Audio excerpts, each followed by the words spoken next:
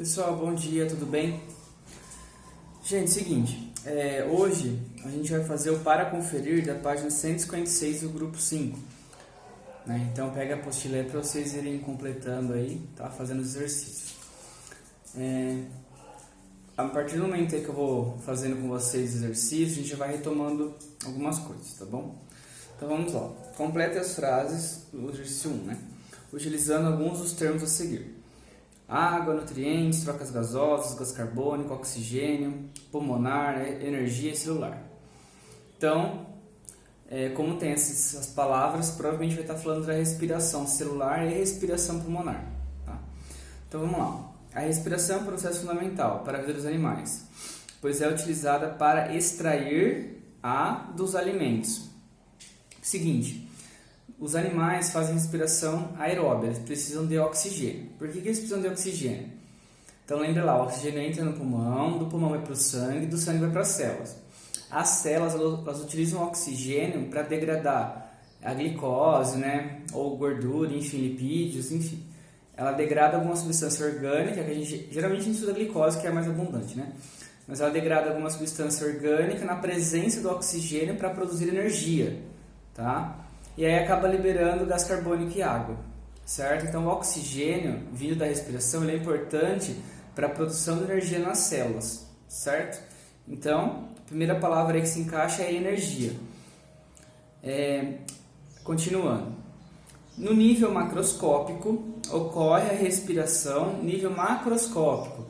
Então, nível microscópico, respiração celular. Nível macroscópico, né? Respiração pulmonar, certo? Só lembrando que a gente faz os dois tipos de respiração, pulmonar e celular. Tá? Uma depende da outra no caso, né? A célula precisa do oxigênio vindo ali da respiração pulmonar, ok? E o pulmão acaba liberando o gás carbônico ali que vem das células. Então, a respiração pulmonar, que consiste na ventilação dos pulmões com ar atmosférico para promover com o sangue. O que o ar atmosférico faz com o sangue? Acontece um fenômeno lá chamado hematose, lembra? A hematose nada mais é do que troca gasosa, ou seja, o oxigênio que está no pulmão vai para o sangue, o gás carbônico que está no sangue ali naquela região ali vai para o pulmão e aí a gente libera o gás carbônico. Tá? Então aqui terceiro termo são as trocas gasosas, beleza?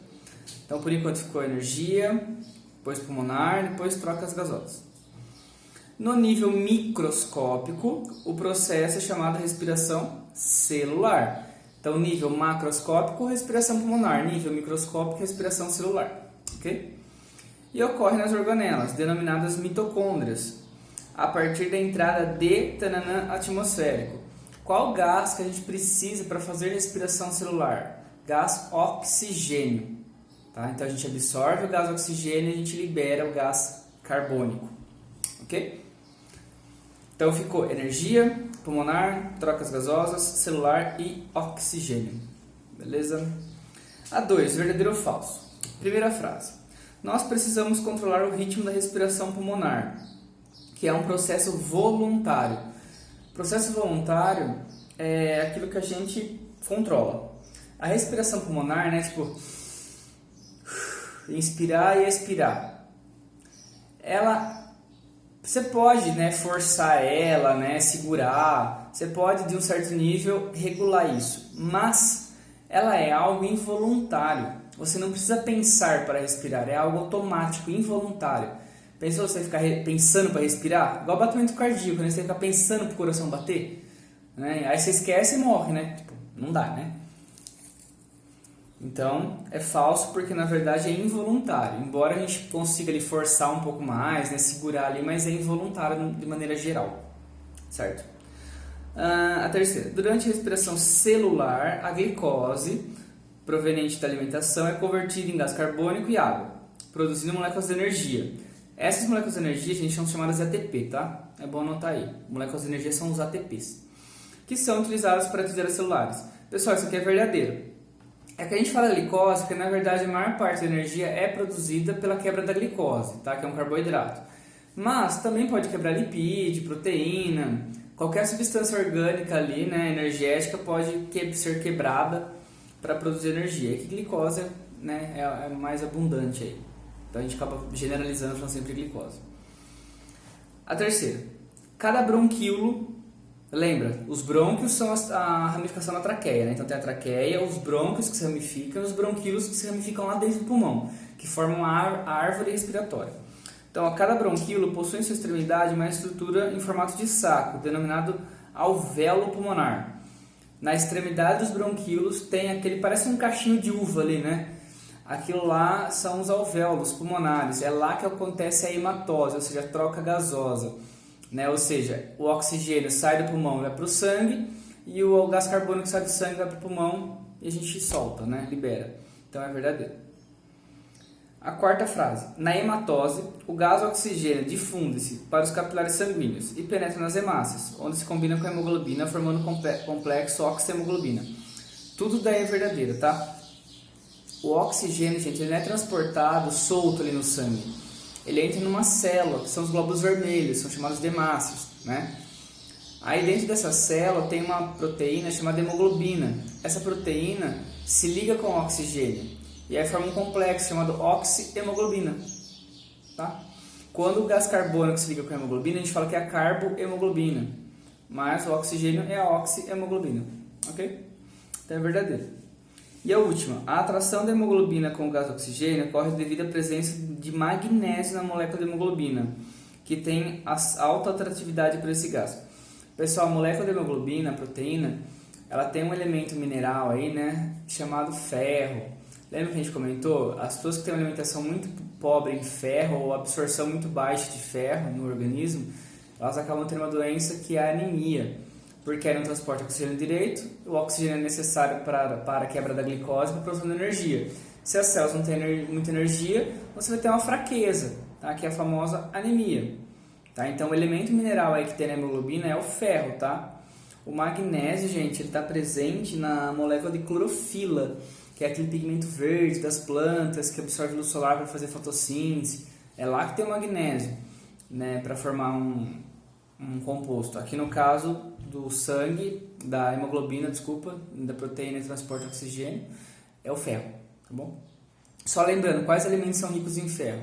Vegetais escuros, feijão, carne, tá? 3. Complete as lacunas. Circulação pulmonar, artéria pulmonar. Ah, tá.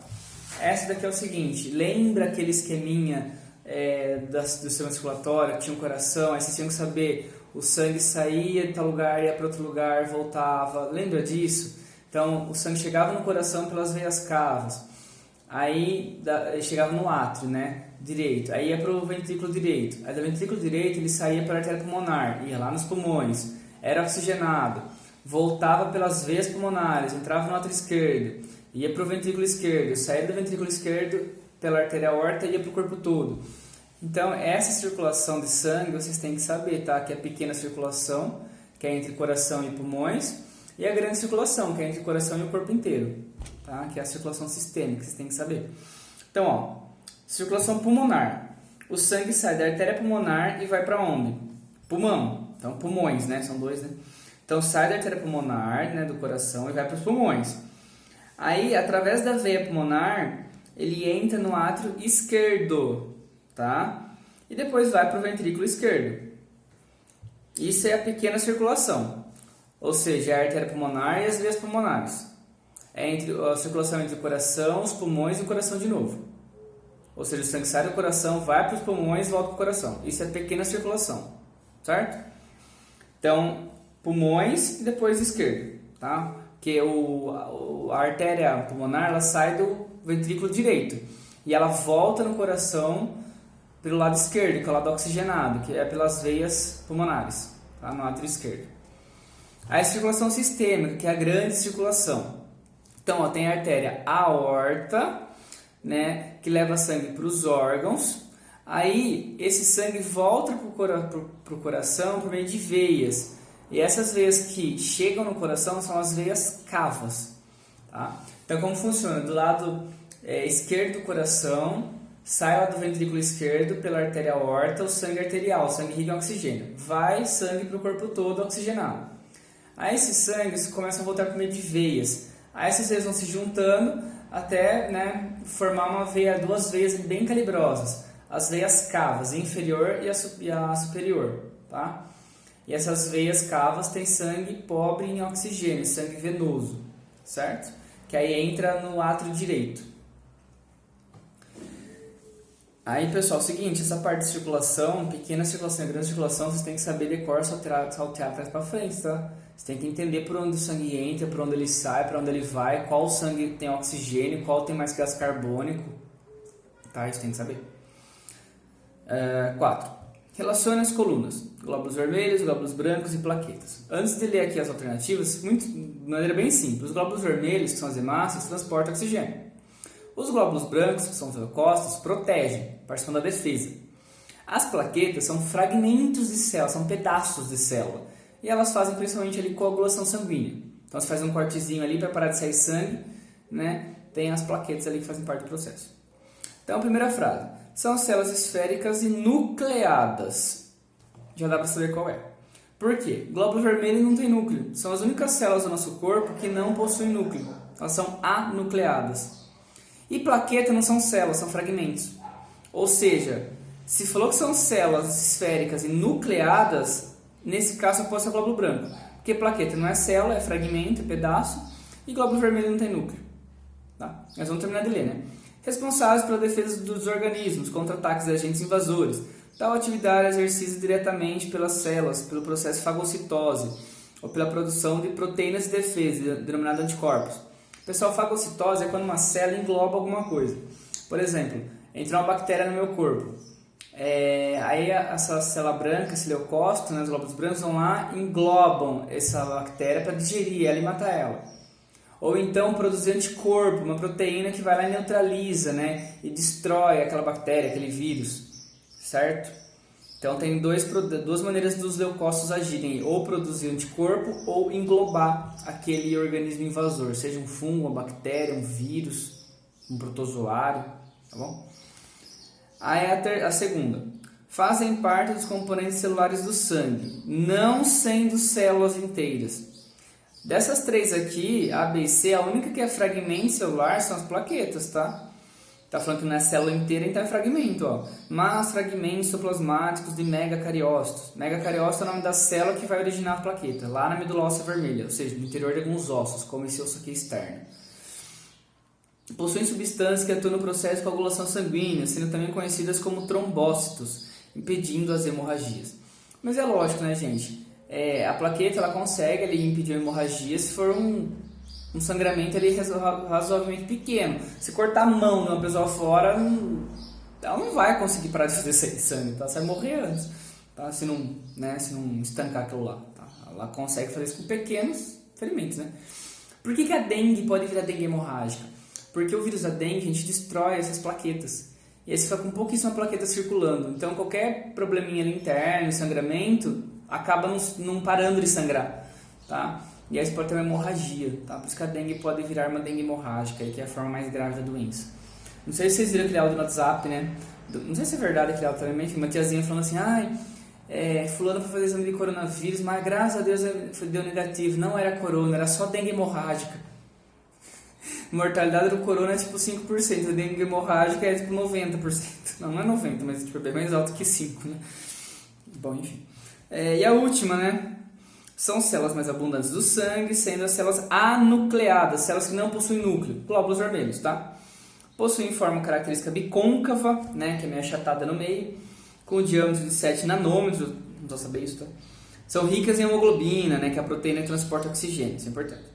A principal função dos glóbulos vermelhos é o transporte dos gases oxigênio e carbônico, principalmente gás oxigênio, tá? O gás carbônico ele é transportado boa parte dissolvido no plasma sanguíneo, tá? E uma pequena parte que vai ficar dentro das hemácias para voltar lá para o pulmão, tá bom? Mas vamos ver isso mais para frente.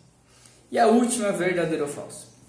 Primeira frase, indivíduos do tipo A não podem doar sangue para indivíduos do grupo B. Verdade. Tipo A pode doar para o A mesmo, tá? Ou para o AB, que é o receptor universal. Sangue A não doa para B, e vice-versa. Segundo, indivíduos do grupo B não podem doar sangue para indivíduos do grupo A. Verdadeiro. Indivíduos A, B ou AB podem doar sangue para indivíduos O. Gente, o O não recebe sangue de ninguém a não ser o O. O O é doador universal. Quem é receptor universal que recebe do A, do B, do AB, do O, de todo mundo é o AB. Tá? O AB ele recebe todo mundo, agora o O ele não recebe de ninguém, ele só recebe do próprio O. Tá? Ele é doador universal, mas não receptor, então é falso. A quarta, as pessoas que reagirem com o anti-RH foram chamadas RH negativas. Gente, se a pessoa reage com o anti-RH, é porque ela tem fator RH no sangue. Se ela tem fator RH, ela é RH positivo, tá? Então é totalmente contrário aí. Quando você pinga lá, lembra que a gente viu o vídeo, quando pinga a gotinha lá do anti-RH, se tiver uma reação, é porque o sangue da pessoa é RH positivo. Tá? Quando pinga o anti-RH, se der reação, é porque é positivo, é porque você tem fator RH. Então é falso também a quarta frase aí. E a última. O segundo filho de tipo RH positivo de uma mulher RH negativa poderá ter seu desenvolvimento afetado. Sim, verdadeiro. Lembra aquela doença que eu falei? É doença hemolítica, né, com H, hemolítica do recém-nascido, ou eritroblastose fetal. Eritroblastose, que vem da palavra eritrócito. Pessoal, eritrócito é a mesma coisa que hemácia, glóbulo vermelho, tá? Só é um terceiro nome para a mesma célula. Seguinte, se a mulher for RH negativa e tiver um filho positivo, ela começa a produzir anticorpos anti-RH. Numa segunda gravidez, ela já vai ter os anticorpos formados. Se o filho for positivo de novo, os anticorpos dela anti-RH vão começar a destruir as hemácias do próprio filho. Tá? Por isso que a mulher, se ela é negativa e tem um filho positivo, logo assim após o parto, ela vai lá receber uma medicação, né, para neutralizar, para destruir esses anticorpos que ela produziu durante a gravidez. O primeiro filho não tem problema nenhum. Então ela vai começar a produzir os anticorpos. O segundo, ela já vai ter os anticorpos prontos contra o próprio filho. Tá? Então, se a mulher for negativa e o filho positivo, tá? Na segunda gravidez pode ter problema. Se for positivo de novo o filho, tá bom? Se a mulher é negativa e tem um filho positivo, obrigatoriamente o marido tem que ser positivo. Tá? Então, agora, se a mulher é RH negativo e o marido é RH negativo, não tem como nascer um filho positivo. Tá bom? Agora, se a mulher é positiva e o marido é positivo, aí tem como nascer um filho negativo. Só que aí não tem problema. Se a mulher for positiva e o filho é negativo, não tem problema. O problema é o contrário, tá bom? Pessoal, é só isso então. Então, esses 5 aqui ficou verdadeiro, verdadeiro, falso, falso, verdadeiro. Então, eu fiz aqui o para conferir com vocês, para retomar, né, o capítulo aí de maneira geral. Tá? Se alguém tiver alguma dúvida, se enroscou aqui em algum exercício, não entendeu alguma coisa, manda no WhatsApp, tá? Que aí eu mando foto, eu explico de novo, tá bom? Até mais, pessoal, bons estudos.